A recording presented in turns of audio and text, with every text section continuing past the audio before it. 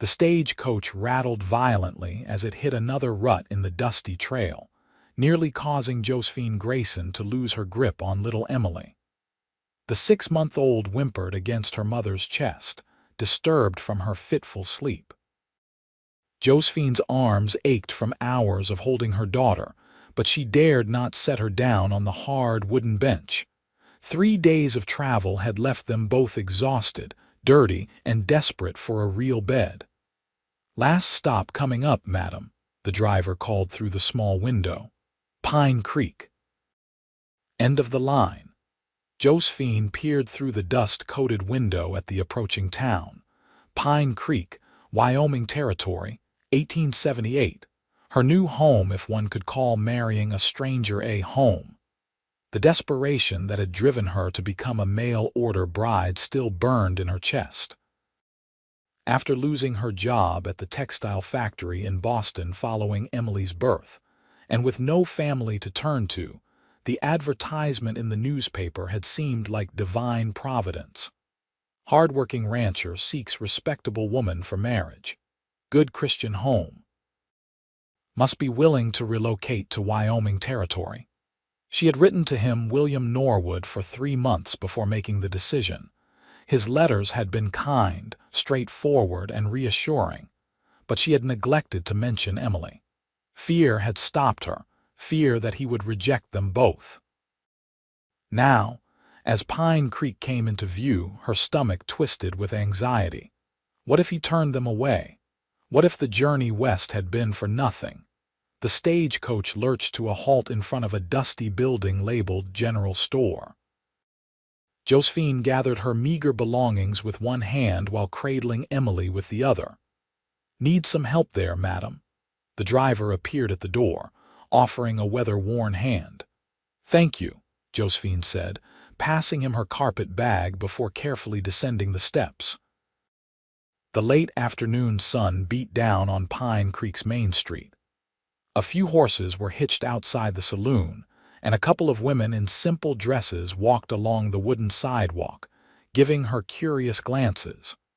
Josephine straightened her travel-wrinkled blue dress and adjusted Emily's blanket. She had to make a good impression for both their sakes. "You waitin' for someone?" the driver asked, setting her bag down beside her. "Yes, Mr. William Norwood. He's supposed to meet me here." The driver nodded. "Will Norwood, good man, owns the big spread north of town."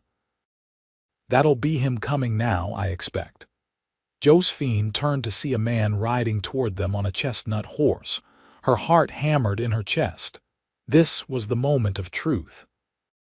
William Norwood was taller than she had imagined, with broad shoulders and a lean, muscular frame that spoke of years of hard physical labor. His face was tanned from the sun, with laugh lines around his eyes. He wore a well-worn Stetson, a simple blue shirt, and denim pants tucked into scuffed boots.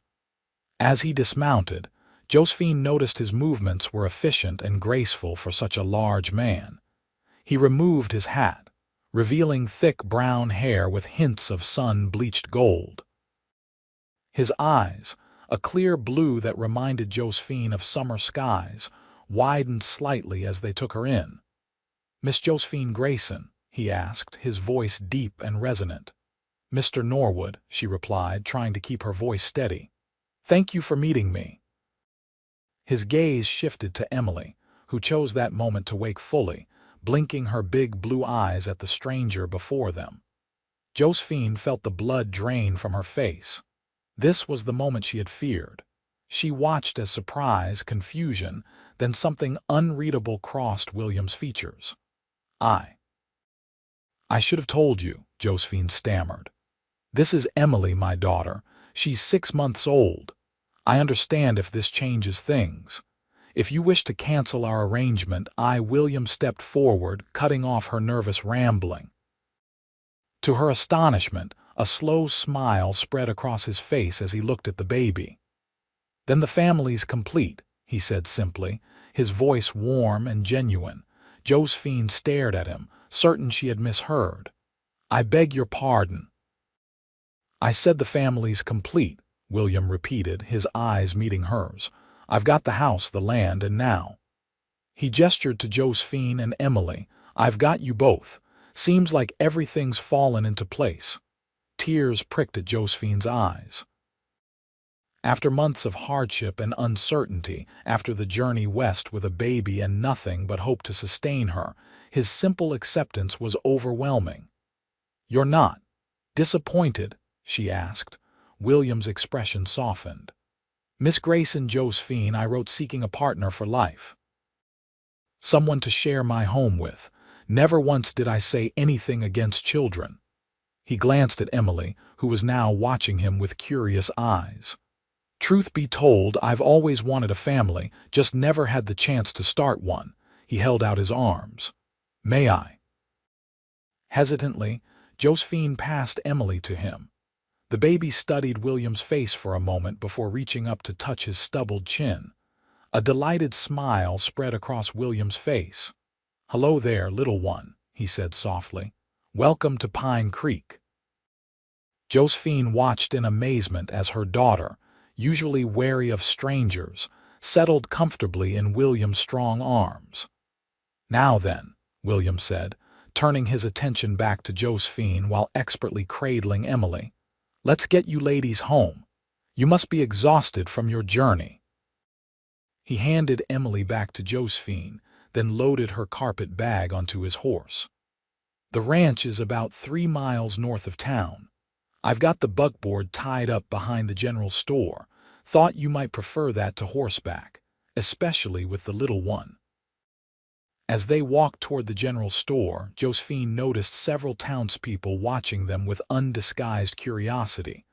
A woman in a practical brown dress nodded at them. "That's Martha Jenkins," William explained. "She runs the boarding house, and over there's Doc Wilson." He nodded toward an older gentleman exiting the barber shop. "I'll introduce you around properly once you've had a chance to rest." Behind the general store stood a sturdy buckboard wagon hitched to 2 well-groomed bay horses. William helped Josephine and Emily onto the seat before climbing up beside them.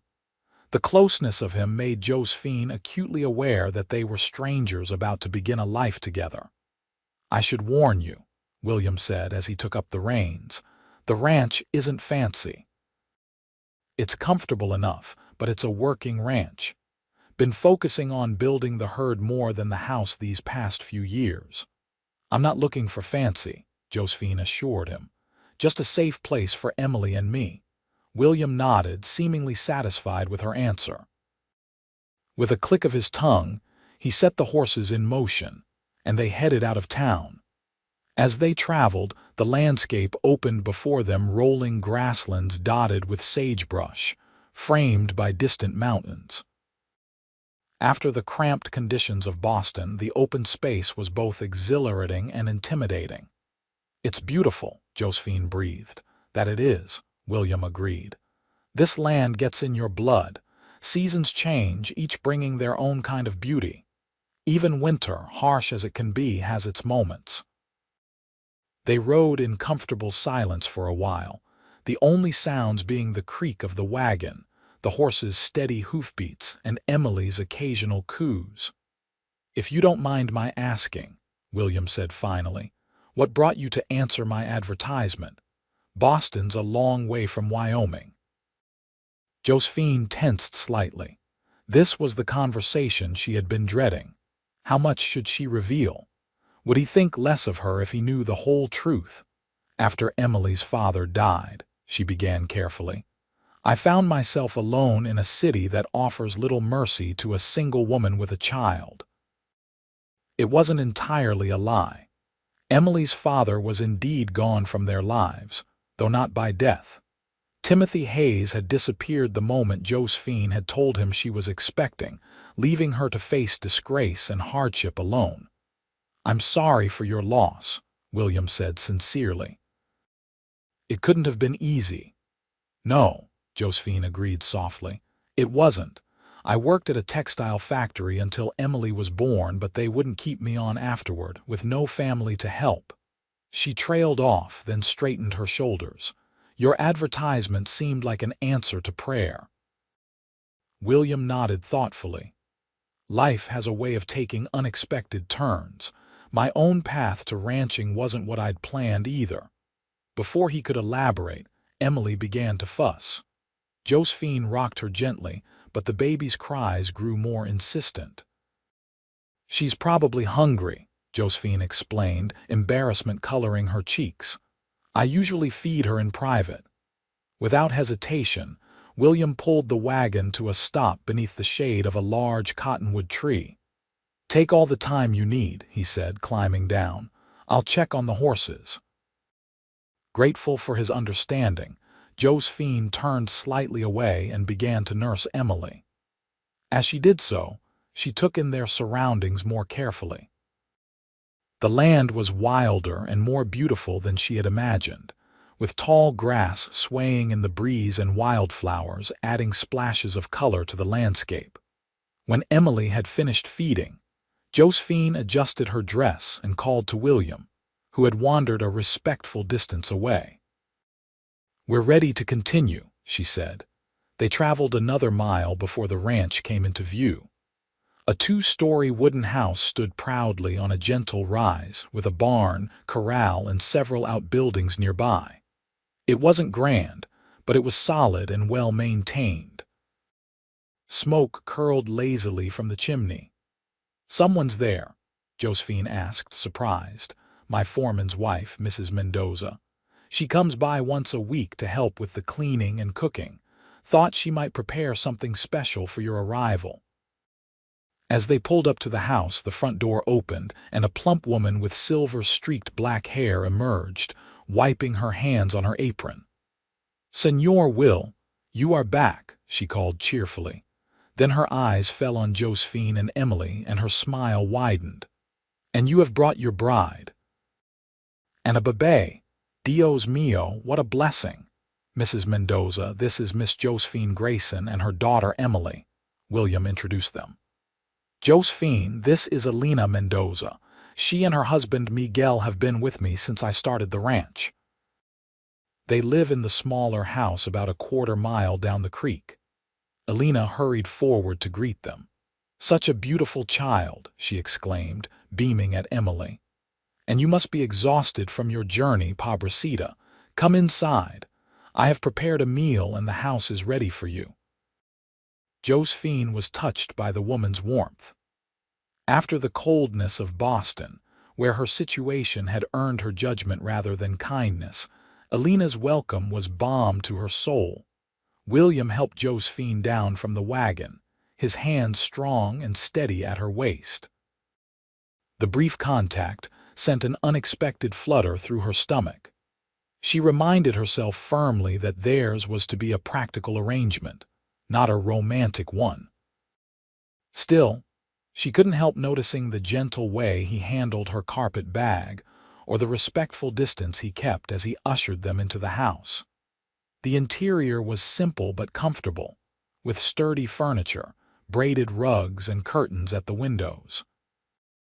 A fire crackled in the stone fireplace, taking the chill from the air. I'll show you to your room, William said. You can freshen up before supper. He led them upstairs to a large bedroom at the end of the hall. A four-poster bed dominated the space, with a quilt in shades of blue and green spread across it. A wooden cradle stood nearby, its surface sanded smooth and polished to a warm glow. The cradle, Josephine whispered, touching its edge. How did you? William looked slightly embarrassed. I made it. Wasn't sure if you'd need one, but thought it best to be prepared. Josephine stared at him, overwhelmed by this evidence of his thoughtfulness. You made this without even knowing about Emily, he shrugged, a gesture that seemed to downplay the significance of his actions. Always hoped there'd be children someday. Figured we'd need a cradle sooner or later. There was something so matter-of-fact about his acceptance of her and Emily that Josephine felt tears threatening again. She blinked them away, determined not to appear overly emotional. Thank you, Mr. Norwood. This is more than I expected. William, he corrected gently. Or Will if you prefer, and no thanks needed. This is your home now." After he left, closing the door behind him, Josephine sat on the edge of the bed, Emily in her arms. "What do you think, little one?" she whispered. "Have we found our place at last?" Emily's only response was a tiny yawn as her eyes drifted closed. Josephine laid her daughter in the cradle, then unpacked her few belongings. She washed her face and hands in the basin provided, changed into her one good dress, a simple navy blue with white collar, and pinned up her chestnut hair. Downstairs, she found William and Alina in the kitchen. The tantalizing aroma of beef stew filled the air, making Josephine realize how hungry she was. "Ah, there you are," Alina exclaimed. "Sit, sit. You must eat. You are too thin, and a mother needs her strength." Josephine sat at the table where William had already pulled out a chair for her. The meal was simple but delicious: beef stew, fresh bread, and apple pie for dessert. Alina fussed over Josephine, insisting she take second helpings. "The baby is sleeping?" Alina asked. "Yes, she was exhausted from the journey." "Babies know when they are home," Alina said with a knowing smile. "They feel safe and sleep well." After they had eaten, Alina refused Josephine's offer to help with the dishes. "No, no, today you rest. Tomorrow I will show you the kitchen, the pantry, everything you need to know." As Alina prepared to leave, she pulled Josephine into an unexpected hug. "You have brought happiness to this house," she whispered. "I have not seen Senor will smile so much in all the years I have known him." Once Alina had gone, an awkward silence fell between Josephine and William. They sat in the parlor, the ticking of the mantel clock unnaturally loud. "I should explain something," William said finally. "About our arrangement." Josephine tensed, wondering if he was about to place conditions on their marriage after all. "I know this isn't a love match," he continued.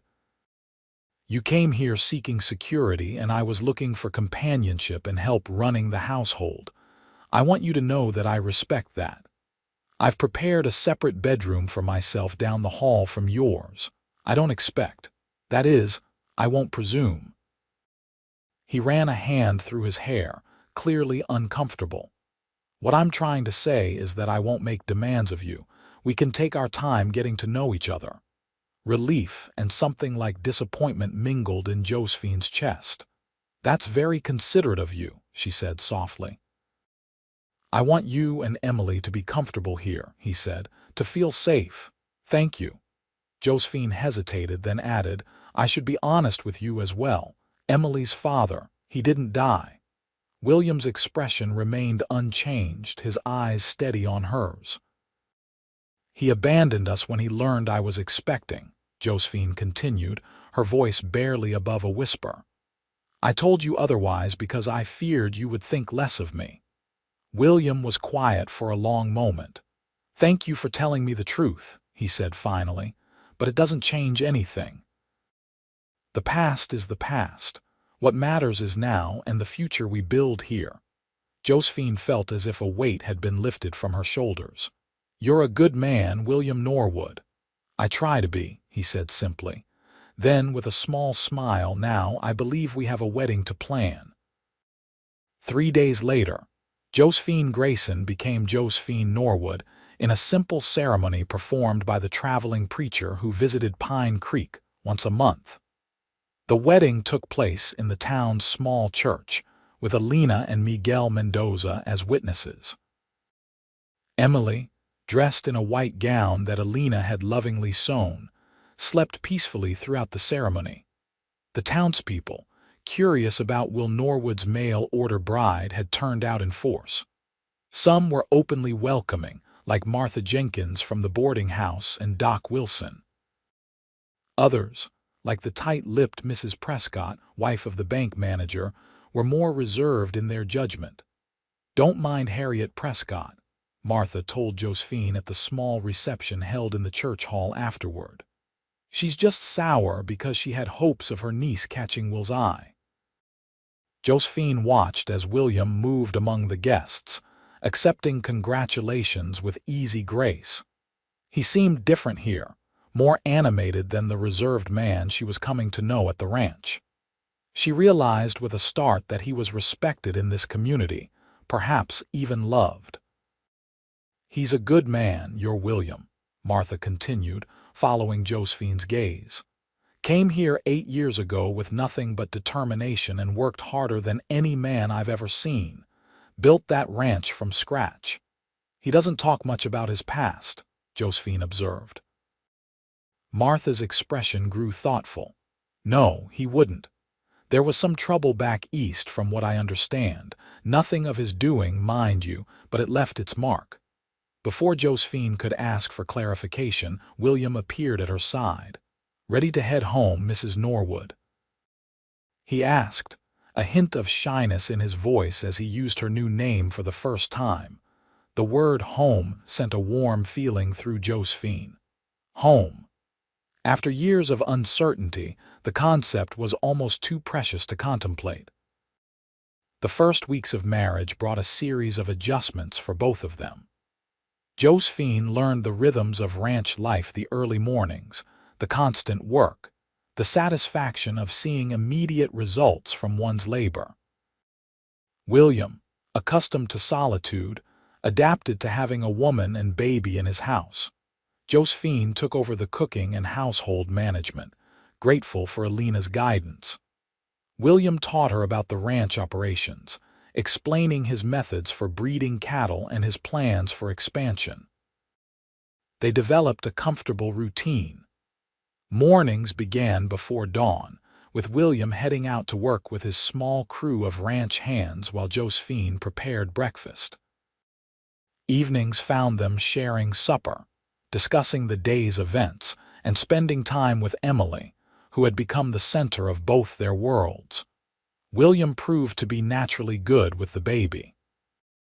His large hands were surprisingly gentle as he rocked Emily to sleep or built simple toys for her amusement. Josephine often found herself watching them together, her heart full at the sight of the bond developing between them. True to his word, William maintained a respectful distance, sleeping in his separate room and never presuming intimacy. Yet Josephine couldn't help noticing the way his eyes followed her sometimes, or how his hand lingered when their fingers brushed in passing. Summer turned to autumn, bringing cooler temperatures and changing colors to the landscape. Josephine found herself settling into life at the ranch with surprising ease. The work was hard but satisfying, and for the first time in years, she felt secure. One evening in early October, she sat on the porch, watching the sunset paint the sky in brilliant hues of orange and pink. Emily was already asleep upstairs, and William had just returned from checking the herd. "Beautiful, isn't it?" he said, settling into the chair beside her. "Breathtaking," Josephine agreed. "I never saw sunsets like this in Boston." "Too many buildings," William nodded. "Out here, there's nothing between you and the sky." They sat in comfortable silence for a while, the kind of silence that comes when two people no longer feel compelled to fill every moment with words.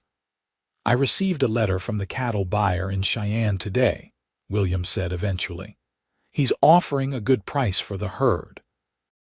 If the sale goes through, we'll have enough to build that extension to the house you were talking about." Josephine turned to look at him, touched that he had remembered her casual mention of wishing for a proper sitting room.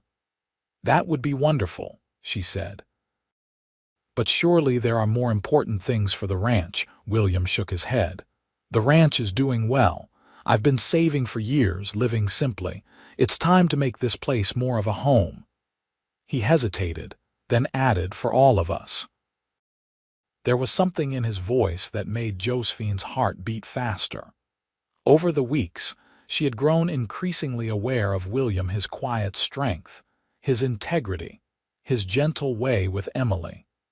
What had begun as a practical arrangement was slowly becoming something deeper, at least on her part.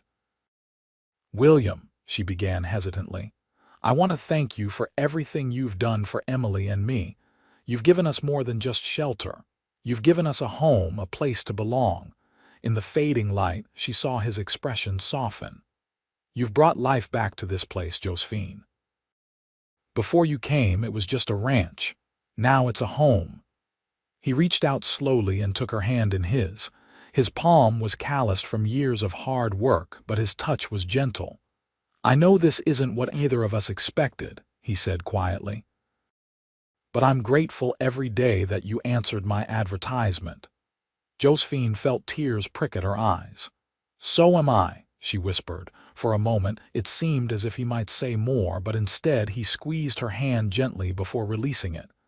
"It's getting chilly," he said. "We should go inside." That night, Josephine lay awake in her bed, replaying the moment on the porch. Something was changing between them, slowly but surely. The thought both thrilled and frightened her. After Timothy's betrayal, she had promised herself never to be vulnerable again. Yet William was nothing like Timothy. Where Timothy had been charming but selfish, William was quiet but steadfast. Where Timothy had run from responsibility, William embraced it. Perhaps, she thought as sleep finally claimed her, it was time to let go of the past and embrace the possibility of a future, a real future with William Norwood. The next morning brought news that would test their fledgling bond. A telegram arrived from Cheyenne, requesting William's presence for the cattle sale. "I have to go," he explained over breakfast. "These buyers won't commit without meeting face to face. It's too important an opportunity to miss." "How long will you be gone?" Josephine asked, trying to hide her disappointment. "A week, maybe 10 days. Miguel will keep things running here and Alina will check in on you and Emily." William looked troubled. "I don't like leaving you alone, especially with winter coming on." "But this sale could make a real difference for the ranch." "We'll be fine," Josephine assured him, more confidently than she felt. "I've learned a lot since coming here. And as you said, Miguel and Alina are nearby." William nodded, but the worry didn't leave his eyes. "I'll leave tomorrow at first light. Should reach Cheyenne in 3 days if the weather holds." That evening, as they sat by the fire after supper, William seemed preoccupied. Several times Josephine caught him watching her with an intensity that made her cheeks warm. "Is something wrong?" she finally asked. William set aside the ranch ledger he'd been pretending to review. "I've been thinking about our arrangement," he said slowly. Josephine's heart sank. Was he having regrets? Had she and Emily become a burden rather than the help he had sought? "When you first arrived with Emily, I said the family was complete," William continued. "I meant it. These past months, watching you with her, seeing how you've made this house into a home, it's made me realize something."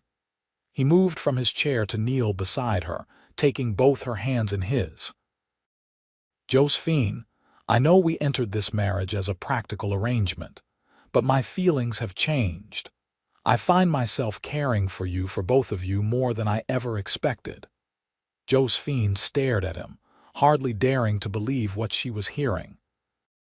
"I'm not asking for anything," William added quickly, "and I'll understand if you don't feel the same way, but before I leave tomorrow, I wanted you to know, these months with you have been the happiest of my life." Tears filled Josephine's eyes. "Oh, William," she whispered. "I've been feeling the same way. I was just afraid to say it." His face lit up with hope. "Really?"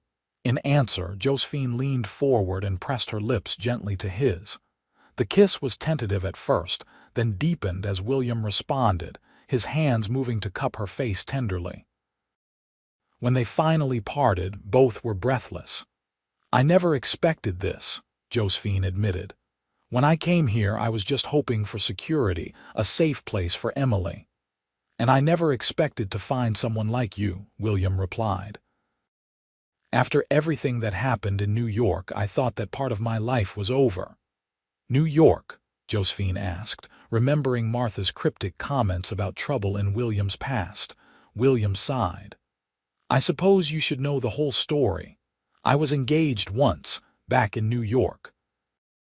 Her name was Catherine, daughter of my father's business partner. It was more of a business arrangement than a love match, but I was committed to it. He stood and moved to stare into the fire, his back to Josephine. My father owned a shipping company.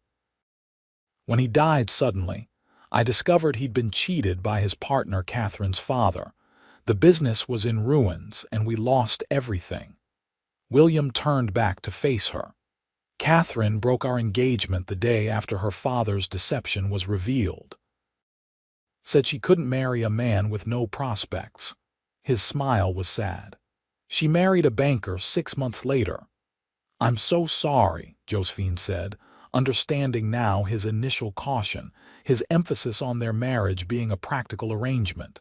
Don't be, William shook his head. If none of that had happened, I wouldn't have come west, wouldn't have built this ranch. His expression softened. Wouldn't have met you. He knelt before her again, taking her hands in his. Josephine, I need to ask you something before I leave tomorrow. When I return from Cheyenne, would you consider? That is, would you want to make our marriage real in every sense? The question hung in the air between them, laden with meaning. Josephine's heart raced. This was what she had been hoping for, yet feared to acknowledge even to herself. Yes, she whispered. I would like that very much. William's smile was radiant. He leaned forward to kiss her again, this time with more confidence, more passion. When they parted, both were flushed and breathless. I should check on Emily, Josephine said, suddenly shy. William nodded, reluctantly releasing her hands. I'll bank the fire. That night, Josephine lay awake long after the house had gone quiet, her mind replaying their conversation, her lips still tingling from his kisses. For the first time since Emily's birth, she allowed herself to hope for more than mere survival. She allowed herself to dream of happiness. Dawn came too quickly.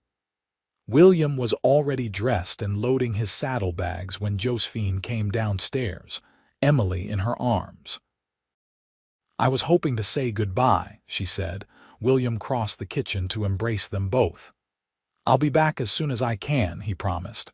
10 days at the most. He kissed Emily's forehead, then Josephine's lips, lingering for a moment. Take care of each other.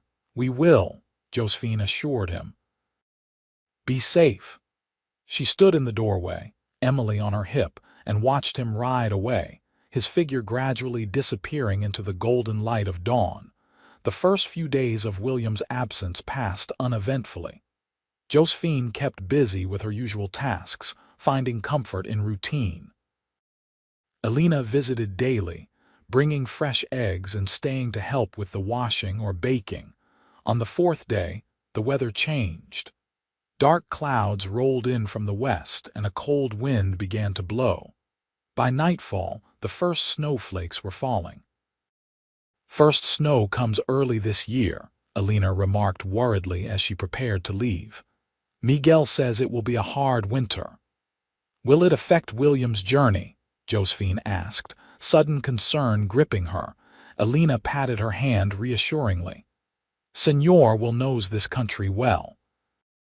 He will be careful. But as the days passed and the snow continued to fall, Josephine's worry grew. The 10th day came and went with no sign of William, then the 11th and the 12th. Something's wrong, Josephine told Alina on the morning of the 13th day. He should have been back by now. The snow is very heavy in the passes, Alina soothed. Perhaps he is waiting for it to clear. But Josephine couldn't shake the feeling that William was in trouble. That night, after putting Emily to bed, she paced the floor, listening to the wind howling outside and imagining William somewhere in that storm. Just before midnight, as she was about to give up and try to sleep, she heard a sound at the door. Heart pounding, she ran to open it. Miguel Mendoza stood there, snow coating his hat and shoulders. Senora Norwood, he said, his expression grave, I have news. Josephine's hand flew to her throat. William, a rider just came from town. There was a telegram. Senor Will was injured in Cheyenne. He is alive, Miguel added quickly, seeing the color drain from Josephine's face. But he cannot travel. The doctor says he must rest. How badly is he hurt? What happened? Josephine clutched the doorframe for support. The telegram did not say much. Only that he was injured in some kind of accident and is at the doctor's house in Cheyenne. Josephine made a quick decision. I have to go to him. Miguel shook his head. Senora, the weather. I don't care about the weather, Josephine interrupted. William needs me. The stage is not running because of the snow, Miguel pointed out. How will you get there? I'll take the bugboard as far as the railroad at Rock Springs, then catch the train to Cheyenne. It is too dangerous, Miguel protested. The trails are bad and bandits. I'll go with her. They both turned to see Alina in the doorway, wrapped in a heavy shawl. She must have followed Miguel from their cabin. Alina, no, Miguel began, but his wife cut him off with a wave of her hand. Josephine cannot travel alone with the baby. I will go with her. She turned to Josephine. We will leave at first light. Pack only what you need. Despite Miguel's continued protests, the decision was made. At dawn the next morning, with Emily bundled against the cold and the buckboard loaded with essential supplies, they set out for Rock Springs. The journey was grueling. Snow had drifted across the trail in places, forcing Miguel, who had insisted on driving them despite his objections to the trip, to find alternative routes. The cold was bitter, seeping through their layers of clothing. Emily, mercifully, slept much of the way, lulled by the motion and swaddled in blankets between Josephine and Alina. They reached Rock Springs just as the sun was setting. The small town was busier than usual, with travelers stranded by the storm filling the hotel and saloon. The train to Cheyenne leaves tomorrow morning, Miguel reported after checking at the station. If the tracks are clear. They secured the last available room at the hotel, a small space with a single bed that they would all have to share. After a simple meal in the hotel dining room, Josephine tried to sleep, but worry for William kept her awake. What kind of accident had he been in? How serious were his injuries? The lack of details in the telegram was maddening. Morning brought better weather and news that the train would indeed be running. Miguel saw them safely aboard before returning to Pine Creek. Take care of him, he told Josephine as they parted, and yourself and the little one. We'll be back as soon as William can travel, Josephine promised. The train journey to Cheyenne took a full day, with frequent stops to clear snow from the tracks. Josephine spent the time alternately worrying about William and tending to Emily, who was restless from the confinement. They arrived in Cheyenne after nightfall. The city was larger than Josephine had expected, with busy streets and substantial buildings. Finding a cab, they made their way to the address provided in the telegram, Dr. Harrison's residence and surgery on Maple Street. The doctor's wife, a kind-faced woman in her 50s, answered the door. Mrs. Norwood, she asked, taking in Josephine's travel-worn appearance and the baby in her arms. We've been expecting you. Please come in out of the cold. She led them into a comfortable parlor where a fire blazed in the hearth. Your husband has been very worried about you. He didn't want you traveling in this weather. How is he? Josephine asked anxiously. What happened? He was thrown from his horse during a snowstorm, Mrs. Harrison explained. Broke his leg rather badly and has some cracked ribs. He was lucky a patrol of cavalry found him and brought him here. Can I see him? Mrs. Harrison nodded. Of course. He's upstairs. I'll show you. She led Josephine up a narrow staircase to a small bedroom at the back of the house. I'll have some hot tea sent up, she said, opening the door, and I'll show your friend to the guest room where you'll be staying. Josephine entered the room alone, her heart in her throat. William lay in a narrow bed, his right leg elevated and splinted, his torso wrapped in bandages. His face was pale, with dark shadows under his eyes, and several days' growth of beard darkened his jaw. "William," she whispered. His eyes flew open. "Josephine." He tried to sit up, then winced in pain. "You shouldn't have come." "The weather—" "Hush," she said, crossing to his bedside and taking his hand. "Of course I came. Did you think I wouldn't?" William's eyes moved to Emily, who was watching him curiously from Josephine's arms. "You brought the baby through that storm. Josephine, it was too dangerous. Elena came with us. Miguel drove us to Rock Springs and we took the train." She sat carefully on the edge of the bed. "William, I was so worried. When the telegram came and you hadn't returned." His expression softened. "I'm sorry. I wanted to get word to you sooner, but I was unconscious for 2 days after the accident. By the time I came to, the storm had cut off the telegraph lines." "What happened?" Josephine asked, gently stroking his hand. William sighed. "The cattle sale went well. I was on my way back when the storm hit, earlier and harder than anyone expected. My horse spooked at a lightning strike and threw me. I landed badly." He gestured to his splinted leg. "Clean break, the doctor says, but it'll be 6 weeks before I can put any weight on it, and the ribs make moving painful." Josephine fought back tears. The thought of how close she had come to losing him was overwhelming. "I was so afraid," she admitted. William's hand tightened around hers. "I thought of you and Emily the whole time I was lying in that snow, waiting for help. The thought of getting back to you kept me holding on." He tugged her hand gently, drawing her closer. "I love you, Josephine. I think I have since the moment you stepped down from that stage coach with Emily in your arms. I just didn't recognize it right away." Tears spilled down Josephine's cheeks. "I love you too," she whispered. "So much that it frightens me." William reached up to wipe away her tears. "Don't be frightened. We're together now, that's all that matters." Josephine leaned down to kiss him, careful not to disturb his injuries or squash Emily between them. The kiss was tender, full of the love they had just confessed. When they parted, William smiled up at her. "So, Mrs.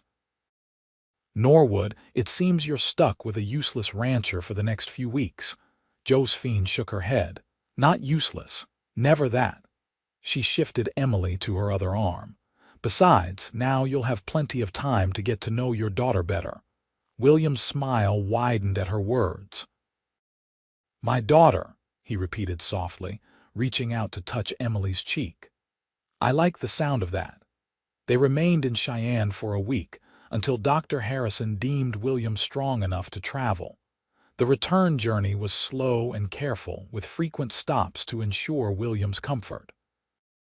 Elena, ever practical, had arranged for a private compartment on the train where William could stretch out his injured leg. Their homecoming was a community affair. Word had spread about William's accident, and several neighbors were waiting at the ranch to help him from the wagon and into the house. Martha Jenkins had organized a rotation of women to bring meals for the first week, and Doc Wilson rode out from Pine Creek to check William's splint and change his bandages. "You've got good neighbors," Josephine remarked that evening as they sat by the fire, William propped up on the sofa with pillows. "Good neighbors, a beautiful wife and a perfect daughter," William agreed, watching as Emily practiced rolling over on a blanket spread before the hearth. "I'm a fortunate man despite this." He gestured to his splinted leg. Josephine moved to sit beside him, careful not to jostle his injuries. "I've been thinking," she said, "about the future." William took her hand, interlacing their fingers. "What about it?"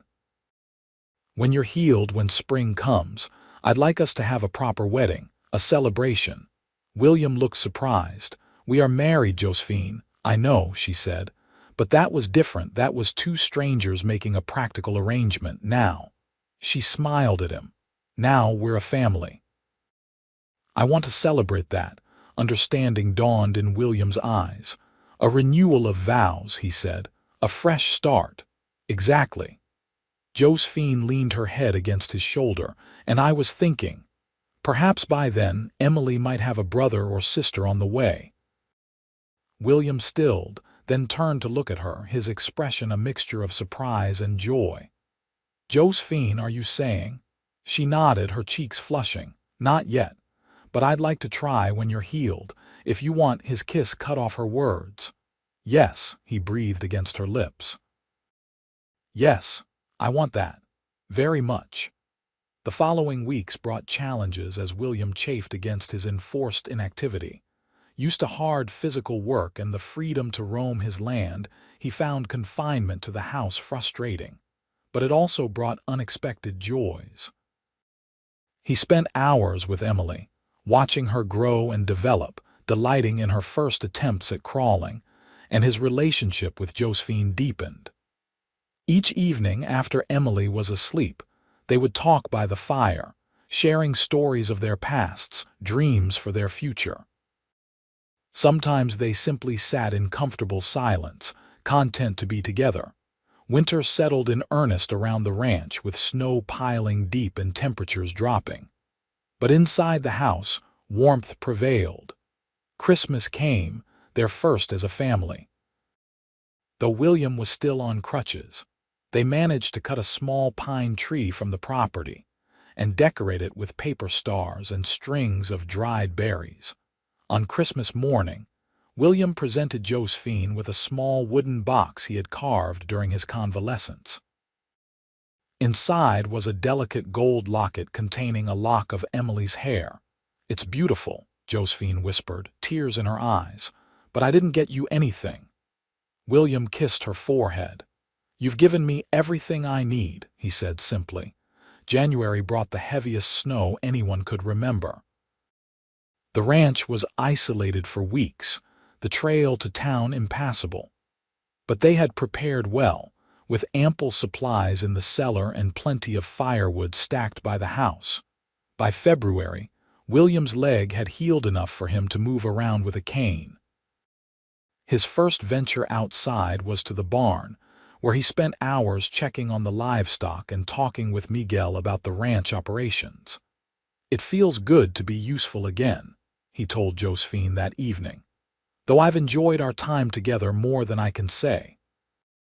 March brought the first signs of spring, melting snow, longer days, and the return of birdsong to the trees around the ranch. William's strength returned gradually.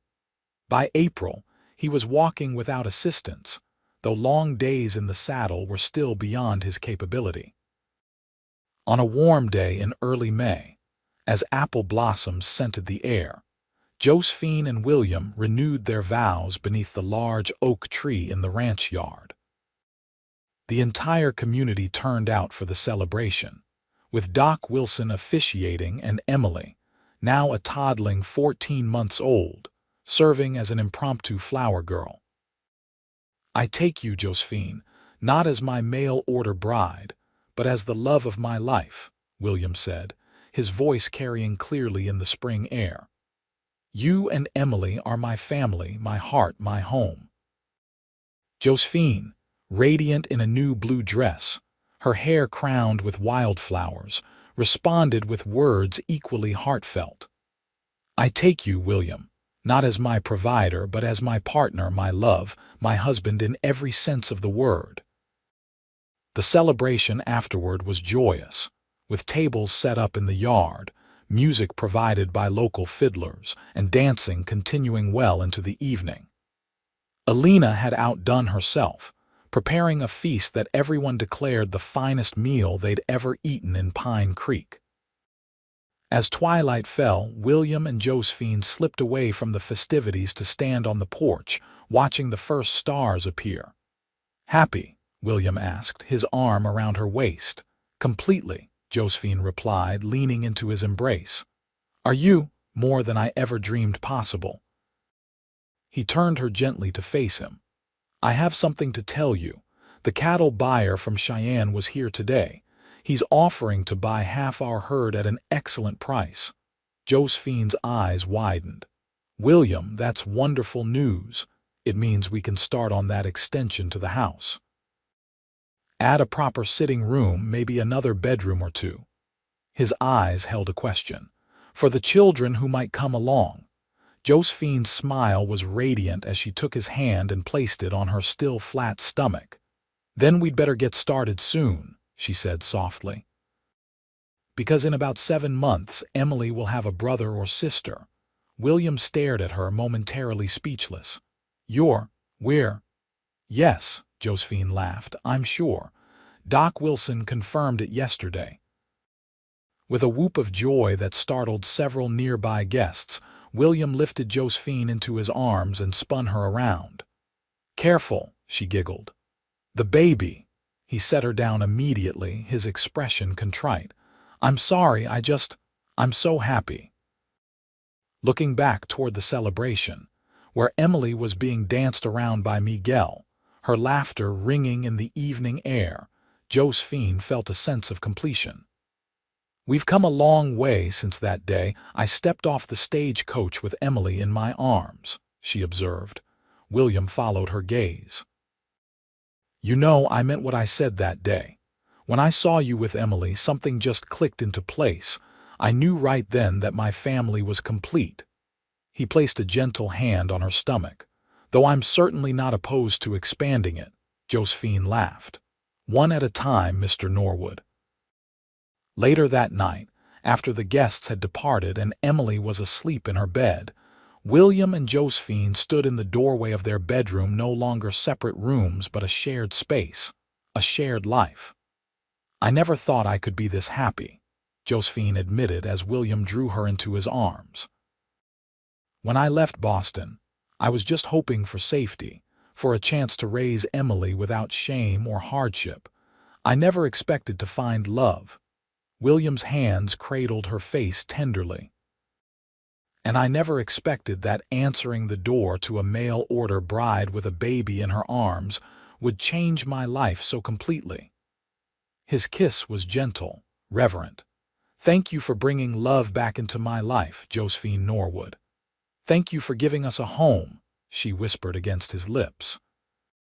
"For accepting us both without question." "Always," William promised, leading her to their bed. "For as long as I live."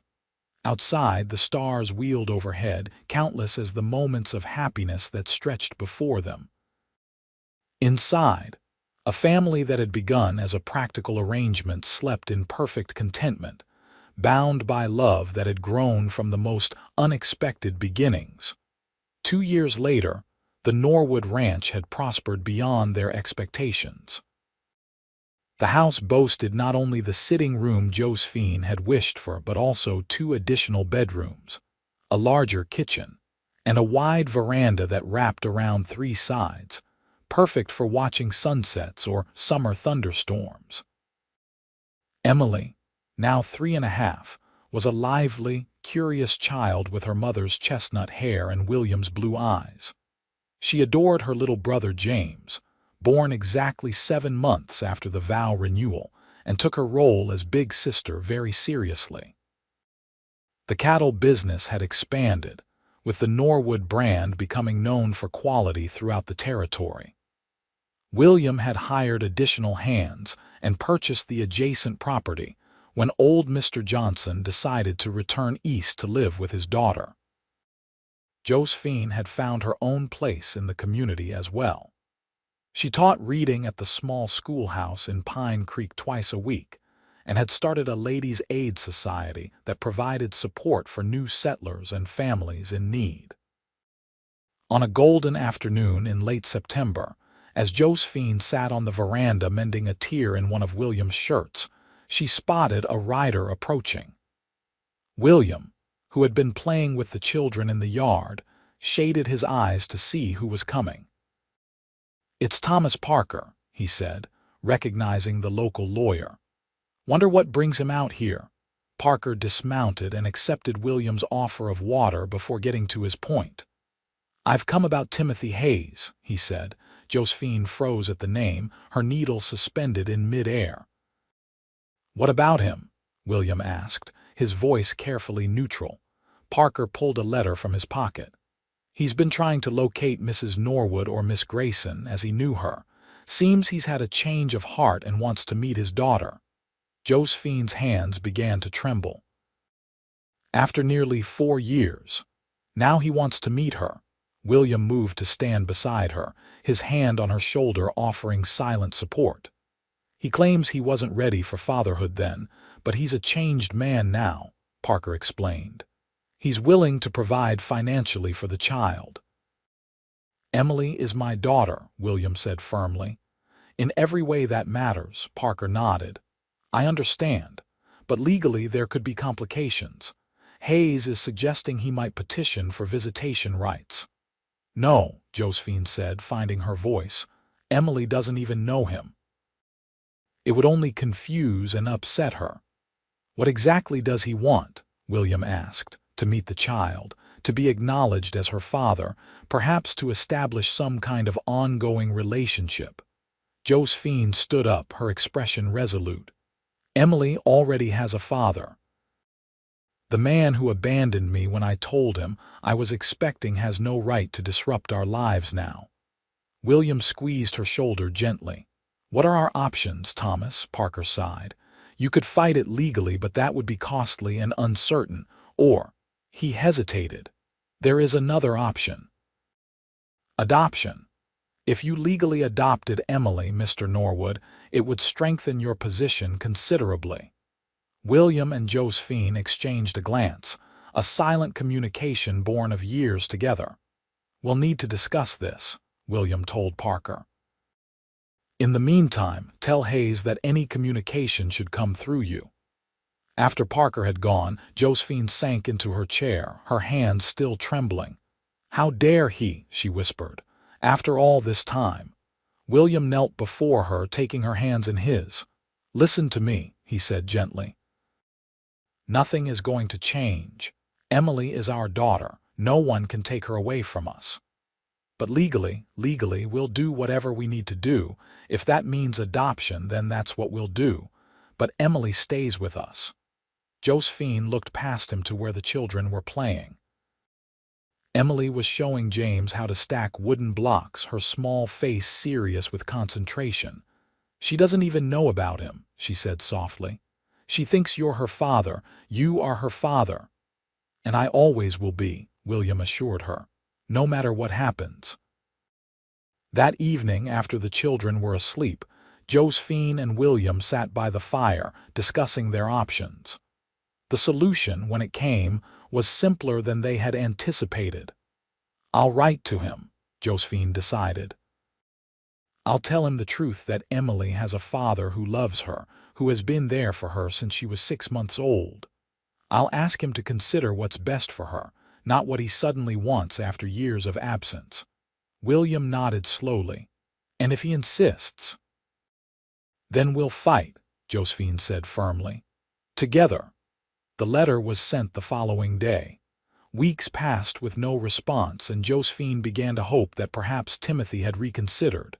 Then, on a blustery November day, Thomas Parker returned to the ranch. Hayes is in Pine Creek, he announced without preamble. He wants to meet with you both. Josephine's heart sank. When, tomorrow, at my office in town, I'll be present for the entire meeting. William put his arm around Josephine. We'll be there. That night, neither of them slept well. Josephine tossed and turned, worrying about what Timothy might demand, fearing the disruption to their family. William held her close, offering wordless comfort, but she could feel the tension in his body as well. Morning came too quickly. After arranging for Alina to watch the children, they rode into town together, the cold wind matching the chill in Josephine's heart. Timothy Hayes was waiting in Parker's office when they arrived. He stood as they entered, and Josephine was struck by how little he had changed. The same handsome face, the same charming smile that had once beguiled her. Josephine, he said, his voice warm as if greeting an old friend. You look well. It's Mrs. Norwood now, William said quietly, his hand at the small of Josephine's back. Timothy's smile faltered slightly. Yes, of course, Mr. Norwood. He extended his hand, which William shook briefly. Thank you for agreeing to meet with me. They sat around Parker's desk, the tension in the room palpable. I'll be direct, Timothy said after a moment. I've made mistakes in my life. Walking away from Josephine from you, he corrected, looking at her, and our child was the worst of them. I'd like a chance to make amends. After nearly 4 years, Josephine couldn't keep the bitterness from her voice. Emily doesn't know you, she has a father. Timothy's expression tightened. I understand that, but I am her blood. Surely that counts for something. Blood isn't what makes a family, William said evenly. Being there day after day, through illnesses and nightmares and first steps, that's what makes a family. I'm not trying to take her away, Timothy insisted. I just want to know her, to be part of her life in some way. Josephine studied the man she had once thought she loved. There was something different about him now, a seriousness that hadn't been there before, perhaps even genuine regret. But was it enough? Could she risk Emily's happiness, her sense of security, for Timothy's belated desire to be a father? What exactly are you proposing? She asked cautiously. Timothy leaned forward. I'd like to meet her, to spend some time with her occasionally. I don't expect her to call me father or to understand who I am right away. I just want a chance. Josephine looked at William, finding strength in his steady gaze.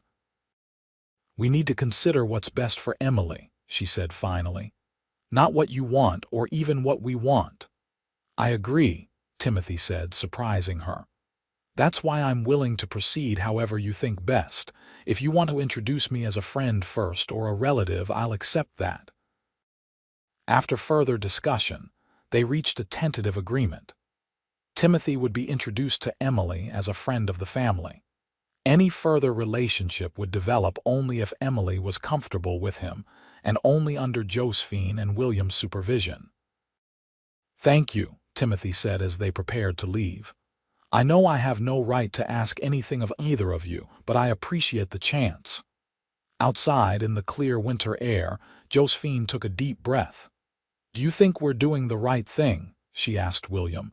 He considered for a moment.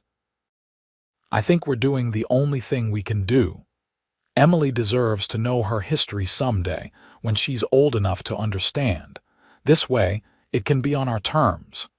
The meeting with Timothy took place the following week at the ranch. Emily, shy at first with the stranger, gradually warmed to him as he showed her a small wooden horse he had carved.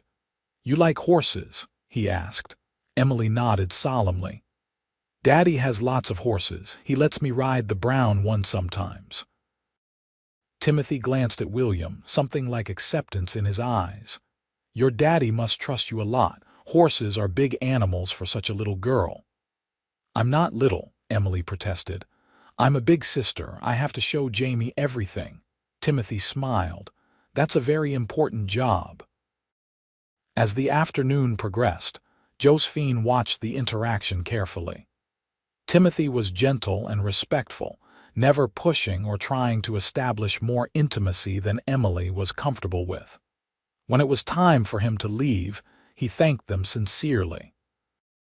She's wonderful, he told Josephine quietly. You've done an amazing job with her. We have, Josephine corrected, including William in her glance. Timothy nodded, accepting the correction. Yes, you have, both of you. He hesitated, then added, I'll be staying in the territory for a while. Working for the railroad in Cheyenne. If it would be all right, I'd like to visit again sometime. Josephine and William exchanged a glance. We'll see, William said. Let's take this slowly. Over the following months, Timothy visited several times. Each visit was brief and always supervised. Emily grew to like Mr. Hayes, as they called him, looking forward to the small gifts he brought: carved animals, a picture book, once a tiny silver bracelet that Josephine initially thought too extravagant, but allowed when she saw how carefully Emily treasured it. Spring turned to summer, and with it came news that changed everything once again. Timothy, working on a bridge for the railroad, was caught in a collapse. His injuries were severe. "He's asking for you," Thomas Parker told Josephine when he brought the news. "For both of you and for Emily. The doctors don't think he has long." The journey to Cheyenne was somber. Josephine wasn't sure how to explain to Emily why they were visiting Mr. Hayes in the hospital, or why it was so important. In the end, she settled for a simplified version of the truth. "Mr. Hayes is very sick," she told her daughter. "He wants to say goodbye to his friends." Timothy was barely recognizable, his face and body broken by the accident, but his eyes lit up when they entered his hospital room. "You came," he whispered. "Thank you." William stepped forward first, taking the injured man's hand carefully. "Of course we came," he said simply. Josephine approached next, Emily half hiding behind her skirts. "Timothy," she said softly, "I'm so sorry." He managed a weak smile. "No need. I've had more happiness these past months than I deserved." His gaze moved to Emily. "Hello, little one." Emily, usually so bold, was clearly frightened by the hospital and Timothy's appearance. "Hello," she whispered. Timothy's eyes filled with tears. "I have something for you," he said. "In that box on the table." William retrieved the small wooden box and handed it to Emily. Inside was a delicate gold locket, similar to the one William had given Josephine for Christmas. "It's pretty," Emily said, her fear momentarily forgotten. "It was my mother's," Timothy explained. "I want you to have it." Emily looked up at Josephine, who nodded encouragement. "Thank you, Mr. Hayes." Timothy's gaze moved back to Josephine. "There's a letter in there as well," he said. "For when she's older, and papers, legal papers, I've signed away any claim to her. She's yours, both of yours, as she should be." Josephine couldn't hold back her tears. "Timothy, it's right," he insisted weakly. "She has a father who loves her. I just wanted to know her, to see what might have been." His breathing grew more labored. "Thank you for giving me that." They stayed until Emily grew restless, then left with promises to return the next day. But there was no next day for Timothy Hayes. He passed away peacefully that night, the nurse told them when they arrived at the hospital. The funeral was small but respectful. William arranged everything, insisting on paying for a proper burial.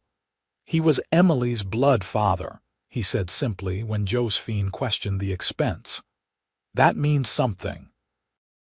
As they stood by the freshly dug grave, Emily holding both their hands, Josephine felt a complex mixture of emotions: sadness for the man Timothy had become too late, gratitude for his final act of love, and overwhelming appreciation for the man beside her, who had shown more generosity of spirit than most would have in his position. "Are you all right?" William asked as they walked back to their wagon. Josephine nodded. "I was just thinking about how differently everything could have turned out if you hadn't been at that stagecoach stop when Emily and I arrived, if you hadn't said those words that day." William lifted Emily into the wagon, then turned back to Josephine. "What words?" "Then the family's complete," she reminded him. "When you saw Emily in my arms, do you remember?" His smile was warm as he helped Josephine up beside their daughter. "I remember every moment of that day," he said. "The dust in the air, the color of your dress, the way the sun caught in your hair. But mostly, I remember thinking that somehow, against all odds, I'd been given a second chance at happiness." Josephine leaned against him as he climbed up and took the reins. "We all were," she said softly. "And we've made the most of it, haven't we?" William's arm went around her shoulders, drawing her close as Emily nestled between them. "That we have, Mrs. Norwood, and we're just getting started." As the wagon rolled away from the cemetery toward home, Josephine felt a sense of closure. The past was finally laid to rest, leaving only the present, and the future stretching bright and promising before them. Years later, on a golden autumn day much like the one when Josephine had first arrived in Pine Creek, the Norwood family gathered on their veranda to celebrate William's 50th birthday. The ranch had grown prosperous, the original homestead now the center of one of the most successful cattle operations in the territory.